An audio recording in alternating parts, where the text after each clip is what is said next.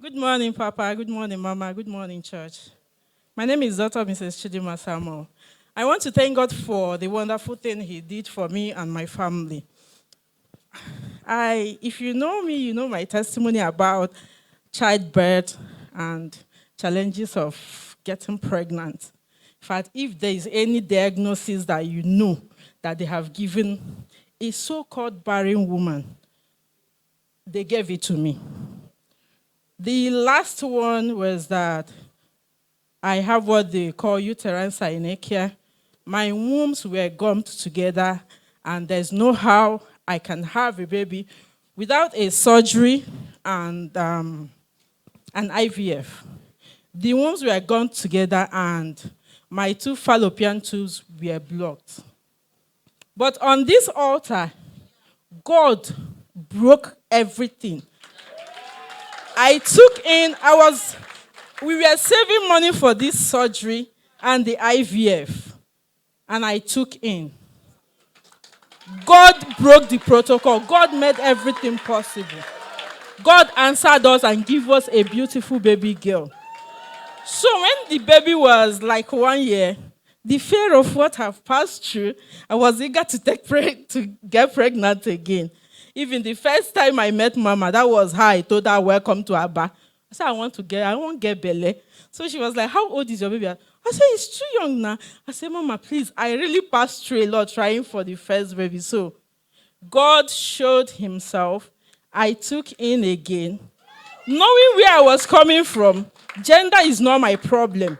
But during Pastor Jerry's birthday, casually I don't have any business with gender. All I wanted was a child, knowing my diagnosis. But that day, Pastor Jerry said, just say anything. Casually, I just said, God, I am already 2 months pregnant and I need a baby boy. Continue, fast forward to December. My usual free medical care I do in the village.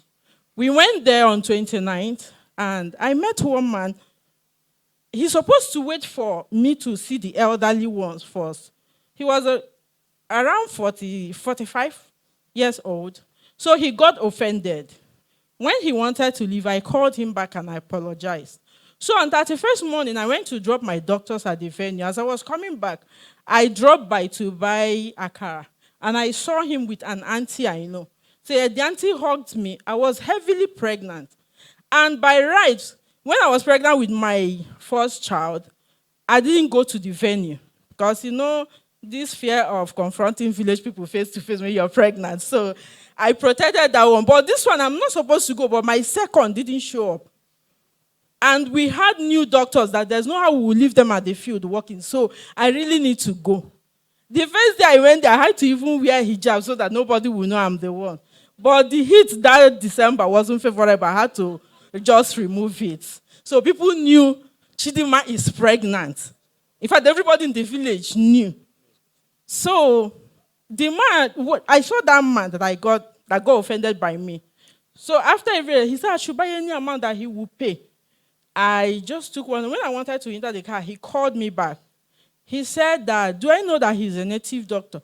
I said, Ote, I don't know. That's how we go around offending people, that we don't know who is who. I said, Ote, please forgive me. I don't know. He said that out of the anger in his spirit that day, that he went home, that he has already raised your four, so that he heard a voice, that the voice was challenging him, that he wanted to challenge the voice. She warned him not to challenge that voice. He called me back, he said, you are carrying a baby boy, and people are trying to change it to a baby girl. Buy egg, buy your cookie, buy this one, buy this one. I said, no be your cookie, give me pikin, no be your kwa, give me pikin. So I'm not going to do that of that. When we go back here, I knelt down here. I said, God, I don't know. I've not even checked. You put this baby. If this baby is a boy, there's no human being nor principality can change it. So I prayed and I left. I am here to thank a Roy who protected me, because this is how people go to the village, come back and die without knowing the cause. I am here to thank God who protected me. My boy is beautifully sitting. He's beautiful. He's not just handsome. He's beautifully sitting behind. Bring the evidence for us to see. God blessed me with a bouncing baby boy. He blessed me with a beautiful bouncing baby boy. And I went into the labor room, I came out, and I'm still here, standing in the midst of brethren, thanking Roy for what Roy did for us. Our God will warn them, and if they refuse to obey, it falls back on their head. Lift up your heads and give Roy a shout, for what our God cannot do,